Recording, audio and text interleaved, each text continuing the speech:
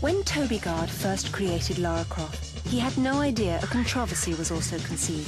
For the past decade, Lara has been dubbed both feminist icon and pixelated play toy. In terms of how females had been portrayed in games up until Tomb Raider 1, they had been often portrayed purely as objects, and normally damsels in distress or just terrible fantasy sort of dominatrix type characters. But Lara was born during the late 90s, the height of what the Spice Girls called girl power. Even still, at the time, convincing execs to let a woman star in her own game proved difficult. Traditionally, all games had male characters because they were played by boys. But these boys hadn't stopped playing games, they just got older. And what would they rather look at? Hedgehog, Plumber, or Lara Croft's firm bum? With the benefit of hindsight, no pun intended, it was an obvious answer. Male gamers swooned for Lady Lara, a sex symbol for the digital age. Are men only interested in you because of your body? No, I'm rich too, darling. Women have also fallen in love with her kick-ass, no-nonsense attitude. A former editor at Ms. Magazine, Jennifer Baumgardner, is a prominent women's advocate who writes for Harper's and NPR. Lara Croft is just simply in the tradition of a long line of women who can protect themselves and who are warriors, from Xena the Warrior Princess to Buffy the Vampire Slayer. It's good to have protagonists that are women. So not just the people who are being saved are women, but the people that can do the saving are women. But not every woman dug Lara. When Tomb Raider 2 dropped, Eidos advertised the new game with a series of commercials that played up Lara's sexiness. As fans rushed to stores to buy Tomb Raider 2, the controversy heated up. Ismini Roby is the chief editor and co-founder of WomenGamers.com, the largest women's game portal on the internet.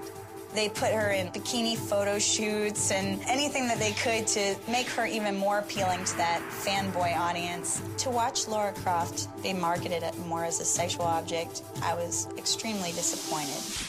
So was Lara's creator. In fact, Toby Gard left the franchise over the new portrayal. Still, when well-known feminists like Germaine Greer argued that the heroine was nothing more than an adolescent fantasy, Gard took objection. I think that her comment of Lara Croft being a sergeant major with balloons stuffed up his shirt is a little bit like saying any sensitive guy who has any non-macho tendencies is just a woman with like banana stuff down her trousers, and I think that it's nonsense. Thanks to Tomb Raider Legends' more realistic model of Lara in 2006, the uproar died down a bit. But that hasn't stopped the headbutting over the legacy of the video vixen. In our society, there's a big focus to be thinner. There's a certain kind of woman that everybody kind of wants to be, the tall, the thin, with the big breasts. It would be interesting to see companies making more realistic varieties of women. I don't think that having those sorts of fantastic, idealized images out there in the world are what girls who have issues with self-esteem. I don't think they're comparing themselves to a video game.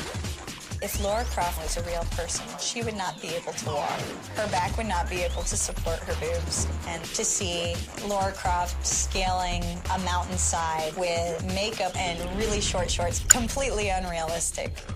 As a feminist, I guess I come down pretty hard on the side that if Lara Croft wears revealing clothes, hey, she's got it. She should flaunt it. Love her or hate her, there's no doubt that Lara is here to stay. Next week, Gametap TV continues the exclusive look at the franchise that changed the face of video games. The goal was to have her as an exaggerated representation of the female form. Some fantasies do become reality. 10 years of Tomb Raider, a Gametap retrospective. Catch all of the webisodes on demand, only on Gametap TV.